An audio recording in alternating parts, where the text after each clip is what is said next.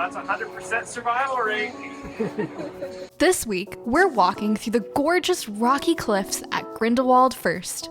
Watch us soar through some of the most beautiful scenery of our entire trip, strapped to the first glider.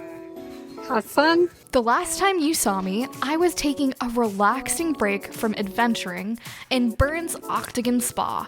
I definitely needed it. Unfortunately, at this point, I was starting to feel a bit sick. I don't know about you, but I feel like someone always gets sick on every trip, and this time, the unlucky person was me. Leave a comment down below with your most frustrating sick trip story. I'm sure reading them will be very cathartic. Bern was one of the few places in our trip where we allocated multiple days. We decided to make a day trip to Grindelwald first to experience more of Switzerland's natural beauty. But what is first? Well, it's the nearest summit above the town of Grindelwald. Grindelwald First has a mix of adrenaline junkie activities and loads of beautiful and easy to access landscapes. Due to the cold I was coming down with, we mostly spent time exploring the scenery, but did opt in for some adventure. We started our trip up to First by taking the gondolas from Grindelwald. Stretching out all around us were beautiful green plains. On the ride up, we chatted with an employee of Grindelwald First who just so happened to be riding with us in our gondola car. He was telling us that the gondolas will soon be refreshed to become even bigger like the gondolas we rode at the end of our Jungfraujoch video. Upon reaching the top, we first headed over to the cliff walk, which we were told by the employee gets busy quite early on.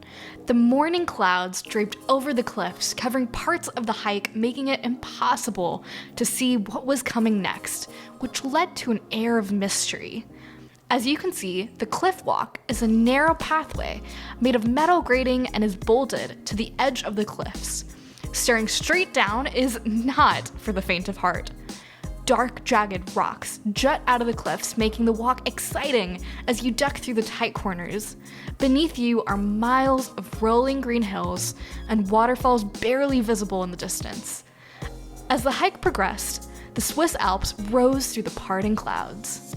You can pause to read informational signs along the way, and there are many great photo spots, especially the suspension bridge, which was made scarier by the fact that it bounced as you walked along it.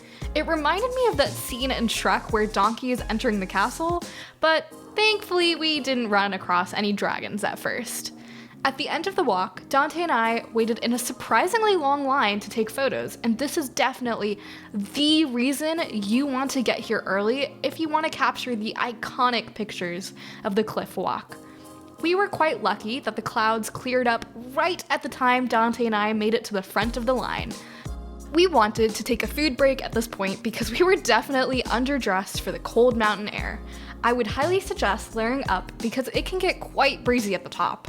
Burgesthaus First is a hotel and restaurant at the top of the mountain and is right next to the end of the cliff walk. Importantly for us, the restaurant is indoors, the perfect cure for our shivers. It seems like this restaurant is the only option for food at the top of First, and both its prices and quality left a lot to be desired. I'd suggest packing a lunch or some snacks when you go to First, especially given that you have to pay for each little condiment pack you take. Dante was infuriated, to say the least.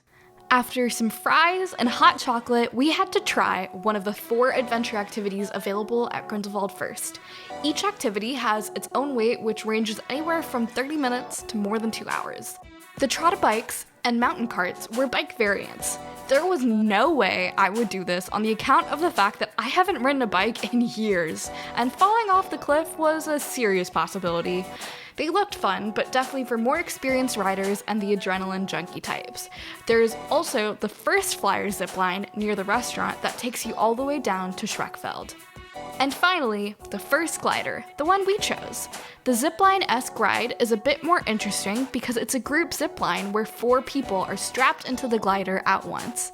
The glider itself is this large bird figure in which you are strapped into a Superman pose. Starting at Schreckfeld, this zipline pulls you all the way up to First backwards at almost 50 miles per hour. When they let you go, the combined weight of the glider lets it accelerate to high speeds as you soar over the landscape.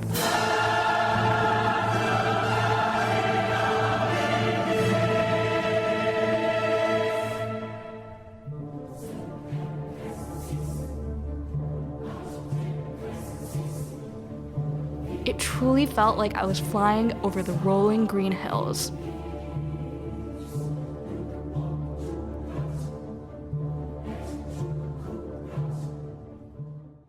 That's 100% survival rate.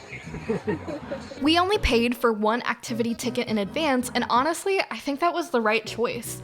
You can buy up to 4 tickets to do everything at Grindelwald first, but given how long all the lines are, you'll probably need multiple days to get through everything.